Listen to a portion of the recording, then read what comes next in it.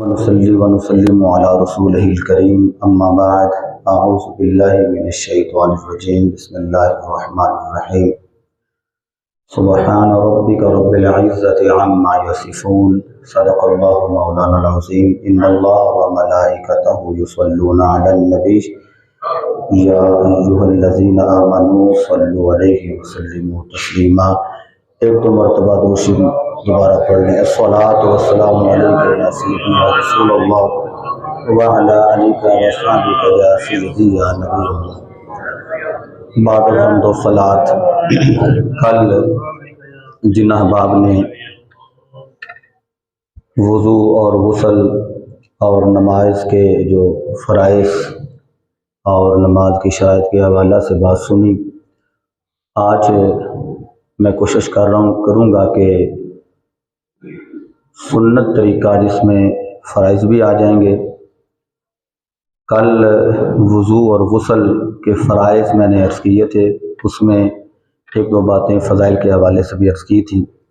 آج بھی انشاءاللہ العزیز دل لگی کے لیے ایک دو باتیں فضائل کے حوالہ سے عرض کروں گا، بقیہ جو سنت طریقہ ہے وضو اور غسل کا وہ آپ توجہ فرمائیں گے تو انشاءاللہ العزیز یقیناً دائمی فائدہ نصیب ہوگا۔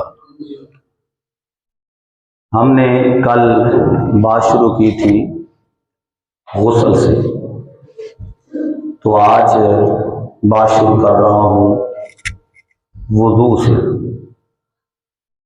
چونکہ سنت طریقہ جو غسل کا ہے اس میں اولاً اسی طرح پہلے وضو کرنا پڑتا ہے جس طرح نماز کے لیے ہم وضو کرتے ہیں، تو ایک ترتیب میں بات جو ہے وہ آپ کے ذہن نشین ہو جائے گی۔ پہلے بھی ماشاءاللہ آپ کو یاد ہے، میں نے کل ڈیٹیل کے ساتھ اس پہ بات کی تھی کہ جو چیز آپ کو یاد بھی ہے اس کا تکرار کیوں کیا جا رہا ہے۔ سب سے پہلے جب بھی کوئی نیک عمل کرنا مقصود ہوتا ہے تو اس سے پہلے بسم اللہ شریف پڑھنا یہ سنت مصطفیٰ ہے، اور وضو سے پہلے بسم اللہ شریف پڑھنا یہ وضو کی دعا بھی ہے۔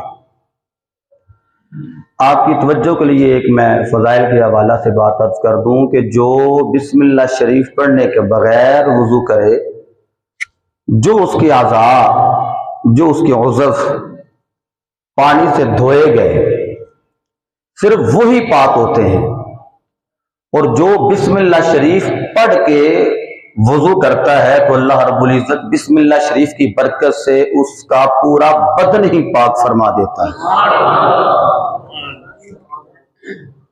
سب سے پہلے ہم نے بسم اللہ شریف پڑھ لی، ہاتھ جو ہیں وہ پونچھوں تک، یہ جو کلائیاں ہیں کلائیوں تک ہم نے 3 مرتبہ اچھے طریقے سے صاف کر لیے۔ الحمدللہ ہماری مسجد میں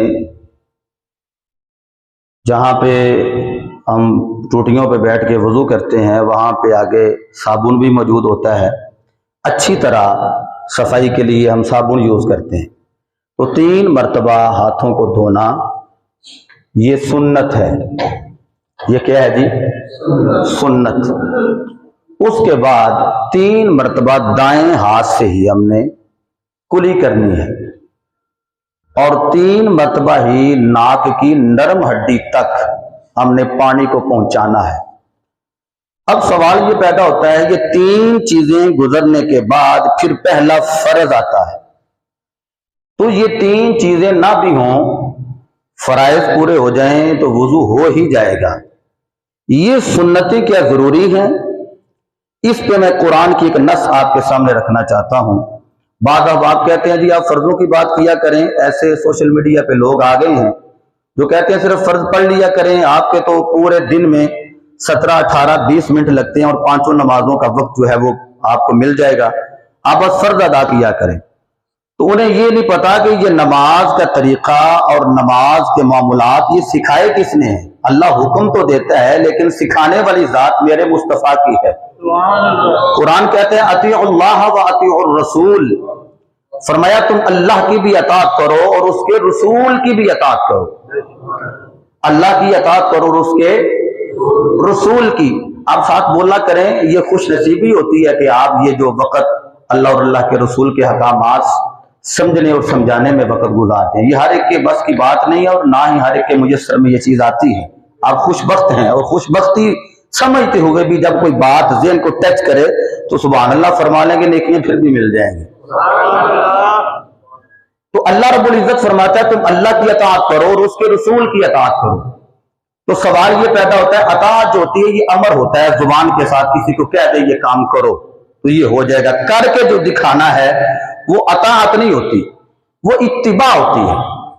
اور قرآن کہتا ہے قُلْ إِن كُنْتُمْ تُحِبُّونَ اللَّهَ فَاتَّبِعُونِي يُحْبِبْكُمُ اللَّهُ. فرمایا محبوب آپ لب کھولیں, اعلان فرمائیں اگر یہ لوگ آپ سے محبت کا دعویٰ کرتے ہیں تو آپ ان سے کہہ دیں فَاتَّبِعُونِي, یہ میری اتباع کریں, جس طرح میں کرتا ہوں اسی طرح یہ کریں. تو مولا اگر یہ لوگ اسی طرح کریں جس طرح تیرے محبوب نے کیا ہے, یعنی تیرے محبوب کی سنت پوری کریں, تو انہیں کیا دے گا؟ اللہ فرماتا ہے یہ محبوب کے محب بنے, میں نے اپنا محبوب نہ بنا لوں, مجھے محمد کا خدا کون کہے گا؟ میں انہیں اپنا محبوب ہی بنا لوں گا. تو آپ دیکھیں پہلے ہم نے ہاتھ دھوئے, یہ بھی سنت. تو مسئلہ کیا ہے کہ جب ہم ہاتھ دھوئیں گے تو پتہ چل جائے گا پانی زیادہ ٹھنڈا تو نہیں, یا سردی ہے تو گیزر کسی ہمارے بزرگ نے آن کیا تو پانی کیا زیادہ گرم تو نہیں ہو گیا. تو ہم ہاتھ دھوئیں گے پہلے پانی کی ٹھنڈک اور گرمی کا احساس ہوگا. دوسری چیز پھر ہم نے کلی کی, جب کلی کریں گے تو ذائقے سے پتہ چلے گا کہ یہ صحیح پانی آ رہا ہے یا اوپر سے کوئی اللہ نہ کرے ٹینکی کا ڈھکن کھلا ہوا تھا, کوئی ایسی نجس چیز اندر تو نہیں چلی گئی جس کی وجہ سے اسمیل پیدا ہو گئی, تو وہ ٹیسٹ بتا دے گا کہ یہ پانی بالکل صاف ہے. اچھا یہاں تک بھی کوئی چیز اگر پتہ نہ چل سکی تو پھر یہ ہے آپ ناک میں پانی جب چڑھائیں گے تو ناک آپ کو یہ سونگھنے کی جو اللہ نے ہمیں طاقت عطا کی ہے, یہ ناک سونگھنے کی طاقت دیتا ہے. وہ جو طاقت ہے وہ بتا دے گی کہ یہ جو پانی ہے بالکل نفیس ہے, پاک ہے, یہ پاک ہے تو تمہیں بھی پاک کر دے گا. رب کی مرضی بڑی, اگر میرے فرض تک جو میں نے فرض کیا ہے وہاں تک آنا چاہتے ہو تو پہلے مصطفیٰ کی 3 سنتیں پوری کرو, پھر جو اللہ نے فرض دیا ہے اس فرض کو پورا کرنا. تو ہم چہرہ دھوئیں گے, اس کے بعد کل بھی میں نے عرض کیا تھا کہ ہم ہاتھوں سمیت کونیاں جو ہے کونیوں سمیت ہاتھ پورے دھوئیں گے. پھر ہم چوتھائی سر کا, وہ تو کل فرض میں نے بیان کیا تھا, آج ہم نے چونکہ سنت کی ساتھ بات کرنی ہے, یہ بڑی غور سے دیکھنے والی چیز ہے, توجہ فرمائیے گا. یہ 3 انگلیاں اس کی اور 3 انگلیاں یہ ہم نے ملا لی, اور ملا کے تو ہم نے یہاں سے شروع کیا اور کرتے کرتے کرتے پیچھے گئے, اور یہ ہتھیلیاں جو ہیں یہ ہماری رہ گئی. ہم نے پیچھے سے ایسے, ٹھیک ہے بیٹے کریں, ٹھیک ہے, پیچھے لے جا کے پھر ہم پیچھے سے ان ہتھیلیوں کو آگے لائیں گے ایسے. تو یہ 3 انگلیاں بھی یوز ہو گئی, یہ 3 انگلیاں بھی یوزیبل ہیں. اب یہ ہتھیلیاں یہ بھی مس ہو گئیں. یہ شہادت کی انگلی ایک تھم بچ گیا جسے ہم انگوٹھا کہتے ہیں. شہادت کی انگلی کو ہم کانوں کے اندر پھیریں گے, یہ انگوٹھا بچ گیا, اس کو کانوں کی لو سے پیچھے سے اس طرح پھیریں گے. اب یہ جو سامنے والا حصہ ہے ہاتھ کا یہ سارا یوز ہو گیا ہے, اس سے مسح کر لیا گیا. 3 انگلیاں, شہادت والی انگلی, انگوٹھا, یہ ہتھیلی مکمل. اب بیک سائڈ رہ گئی. اب بیک سائڈ جو ہے یہ گردن پہ مسح کریں گے. اس کا بھی بڑا شور ہے کہ نہیں ہونا چاہیے, کل میں نے ایک بات کر دی تھی, ایک اور بھی بات کر سکتا ہوں لیکن میں ٹائم بچانا چاہتا ہوں. تو گردن پہ مسح کریں. اچھا پھر ہم نے اتنا کر لیا, یہ جتنا کچھ کیا ہے سارا کچھ کرنے کے بعد غسل کے لیے بھی یہی کچھ کرنا ہے. پہلے اگر کوئی نجاست لگی ہے تو اس کو پہلے صاف کریں, استنجا جب کرنا ہے کوئی نجس چیز لگی ہوئی ہے جسم کو اس کو دور کریں, اور اس کے بعد اسی طرح وضو کرنا ہے جس ترتیب سے میں نے آپ کو بتا دیا. اور پاؤں کا سلسلہ میں نے ابھی آپ کے سامنے نہیں رکھا کہ پاؤں آپ نے دھونے ہیں ابھی کہ نہیں دھونے. ہم نے ابھی اس طرح سمجھے یہاں تک غسل سے پہلے اپنا وہی وضو کیا جس طرح نماز کے لیے وضو کرتے ہیں. جی جی جی جی یہ اندر سے ہم نے, میں نے یہ توجہ کریں گے, یہ شہادت کی انگلی اندر ہوگی, اور یہ جو ہے میں نے کہا یہ کانوں کی لو سے پیچھے جائیں گے, پیچھے. اس کا ایک پورا بھاب ہے وضو اور سائنس. یہ अहकाम नमाज में पूरी डिटेल के साथ वो साइंस ने भी सारा जो बयान किया है कि जो पीछे से पानी का कतरा लगता है तो उसे अल्लाह रब्बुल इज्जत दिमागी जो तक़वियत अता करता है, और दीगर मामला पूरा एक बाब है वुज़ू और साइंस, और वो अगर आप अलहदा बैठेंगे तो मैं इंशाअल्लाह उसी तरतीब के साथ आपके सामने रखूंगा। और कुदरती ये बात है, जुम्मे के अलावा मैं जब यहाँ से फारिग होता हूँ तकरीबन आधा पौना घंटा बैठता हूँ अल्लाह के फजल से, और कल तो उसका बड़ा ही फायदा हुआ है अल्हम्दुलिल्लाह कि मुझ जैसे निकम्मे ने इस तरह समझे कि मेरी जात नहीं कलमे पढ़नी है जी। तो यहां तक हमने मुकम्मल किया है। उसके बाद हम वुजू गुस्ल खाने में जब हम दाखिल होते हैं तो दायां बाजू नहीं दायां पांव अंदर नहीं रखेंगे, बायां रखेंगे। यहां पे एक और बात कर दूं, जब मस्जिद में आना है तो दायां पांव पहले रखना है और निकलते वक्त हमने बायां पांव पहले रखना है। उसकी वजह क्या है? साइंटिस्ट कहते हैं कि जो शख्स जिस तरफ उसका पांव होगा, अगर अल्लाह ना करे उसे दिल का दौरा पड़े, दिल का अटैक हो, जिस तरफ उसका कदम होगा वो उसी तरफ गिरेगा। तो हुजूर की सुन्नत ये है कि जब वो बाथरूम में जाता है तो वो दायां कदम नहीं रखेगा, बायां रखेगा। अल्लाह ना करे अगर दिल का दौरा पड़ गया तो वो बाथरूम में नहीं मरेगा। यही वजह थी कि मिर्जू काना वो जो दज्जाल है कज़्ज़ाब, उसे गुलाम अहमद नहीं मैं कहता, अगर उसने नबी की सुन्नत पे अमल किया होता तो कभी भी बाथरूम में ना मरता। क्योंकि दिल का दौरा भी अगर उसे पड़ा है तो अगर कदम आगे होता, यानी बायां कदम आगे होता तो वो पीछे की तरफ गिरता, बाथरूम के अंदर ना मरता। तो नबी पाक सल्लल्लाहु अलैहि वसल्लम की सुन्नत पे अमल करेंगे तो अल्लाह रब्बुल इज्जत मौत भी पकीज़ा अता फरमाएगा इंशाअल्लाह। अभी हम अंदर दाखिल हो गए जी, और हमने करना क्या है कि सुन्नत तरीका मैंने वो पहले जो 3 फर्ज कल बयान किए थे वो पहले कर लेने हैं। इसी तरह हमने ये मामलात जो हैं, हाथ धोने हैं, सारा मामला करना है जो मैंने पहले डिटेल के साथ पाँव छोड़े हैं। बाएं हैंड से आपने एक पौवा लेना है पानी का और वो दाएं तरफ बहाना है। ज़हन में ये ख्याल आता है कि दाएं हाथ से क्यों नहीं पकड़ना, अगर दाएं हाथ से पकड़ें, काम तो दाएं हाथ से करना ही सुन्नत है। अगर पकड़ेंगे तो फिर ये दाएं बाजू पे खुद ही डालेंगे तो ये चीज सारी सूखी रह जाएगी, तो पानी नहीं यहाँ पे बहेगा। पानी नहीं बहेगा तो फिर गुस्ल भी पूरा नहीं होगा।